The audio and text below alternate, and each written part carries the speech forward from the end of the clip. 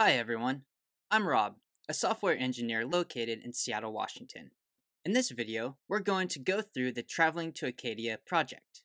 In the last few lessons, you have learned how to visualize data in a histogram. Histograms reveal, through numbers, interpretable trends in your data. To complete this project, you'll need to be familiar with histograms, the pyplot and numpy libraries and their functions, and then finally, analyzing data. Alright, let's get started. Traveling to Acadia. Imagine you work at a travel agency and want to inform your customers of the best time to visit one of your favorite vacation locations, Acadia, Maine. In this project, you will use flower bloom data and flight information to recommend the best time of the year for someone to make a trip to Maine. In the script.py file, we've imported the following data and are using the numpy library we imported in on line 3. On line 7, our in-bloom variable is set to a numpy array containing 900 numbers. Each number is a day of the year, which represents the average start date of a flowering bloom. On line 8, our flights variable is set to a numpy array with 11,000 numbers. Each number is a day of the year, which represents a flight from your hometown to airports near Acadia, Maine. So let's get started.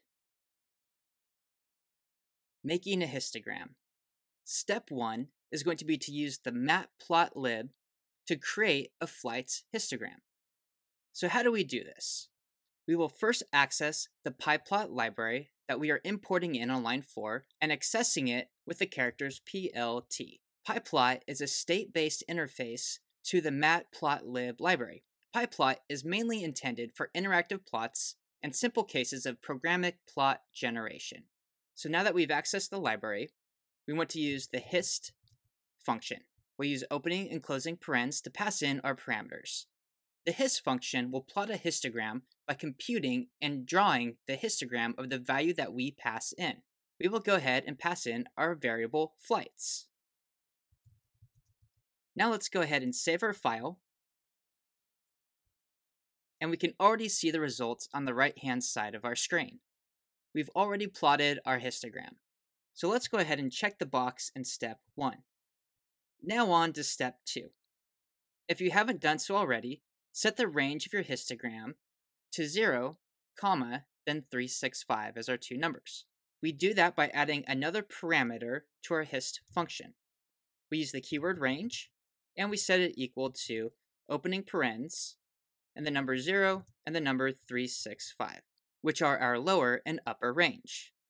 Now let's go ahead and mark step 2 as complete. On to step 3. Set the number of bins in your plot to 365, so you have a separate bin for each day of the year. So we do that by passing another value into our function. We use the keyword bins, and we set it equal to the number 365. Now let's go ahead and save our file again. Now that we have set our bin count to 365, we have much more precision in our histogram. Optionally, we could add some color to our histogram by using the keyword edge color, and we can set it equal to the string black. Now if we save our file, we see that the color of our histogram has changed. Alright, let's go ahead and mark step 3 as done. On to step 4. We are going to add an X label, Y label, and title to our figure. We will be able to accomplish all of this with the pyplot title, X label, and Y label functions. Let's first get started with our title for our figure. We'll access the pyplot library and use the title function. Inside of this, we'll pass a string. This choice is up to you, but I'm going to go ahead and say yearly frequency of visitors. Now let's go ahead and save our code. Next, we'll go ahead and add the X label with the function xLabel. And again, we'll pass in a string. I'm going to say days, then opening parens, 1 day increments. I'll go ahead and save my code. and we can see that it's appearing along the x-axis as we would expect. Now let's go ahead and add the y-axis label. We can do that with the y-label function, and I'm going to go ahead and just pass in the word count. We can quickly run our code to confirm that things are doing exactly as we would expect, and it looks like they are. Okay, let's go ahead and mark step 4 as done. So that's it. We have taken data, visualized it, and labeled it in a way that someone can quickly make sense of the data. Now let's go ahead and take a look at how to display multiple plots. Above our line of code on line 11, we're going to go ahead and add the following code. PLT figure, and we're going to pass in the number 1.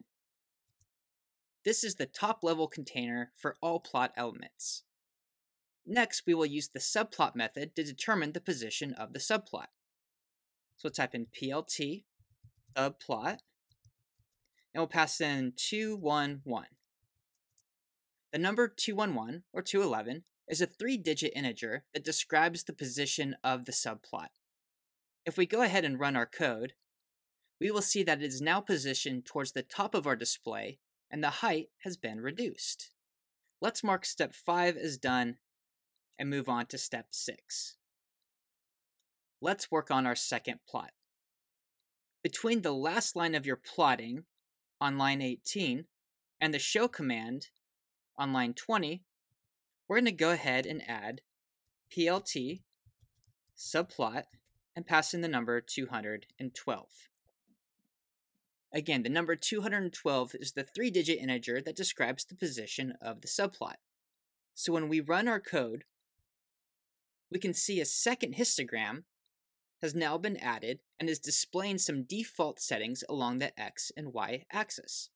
While there is some text overlap occurring in the figures, we're going to look at the easy fix for this in step 8.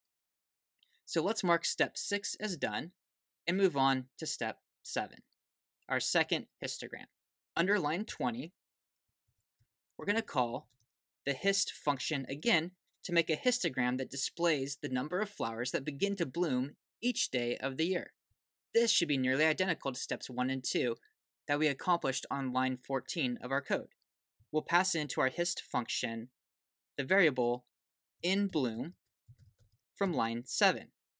We'll then pass in a range, and we'll set it equal to a low and high range of 0 and 365. Next, we'll go ahead and use the keyword bins and set it equal to 365 as well.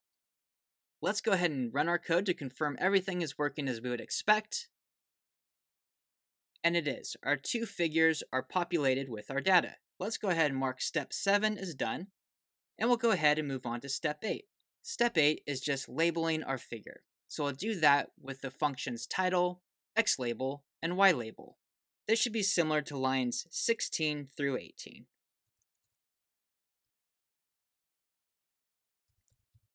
So into our title function, we'll go ahead and pass in a string of your choice. I'm going to put in flower blooms by day. On line 24, I'll go ahead and address the x-axis, and we'll use the xLabel function, and I'm going to pass in the string days, parens, 1 day increments. Then finally, I'm going to go ahead and use the ylabel function, and I'll pass in the string, this time bloom count.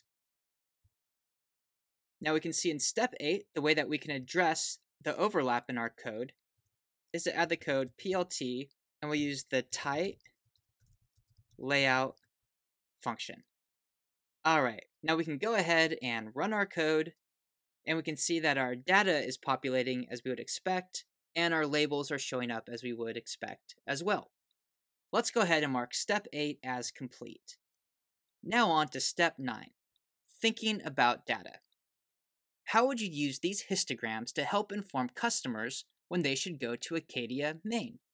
For example, if somebody said they wanted to visit Acadia while there weren't many people there, but while flowers were blooming, when would you recommend? Take some time to think about it. Look at the top graph to see when the frequency of visitors is low. Take a look at the bottom graph to see when there are high amounts of flowers blooming. Where does that data lead you to choose to be a great time to visit to recommend to someone? If you need help, go ahead and check out the hint and how we would attempt to interpret and answer the question. Thanks for watching. This is Rob with Codecademy. Happy coding!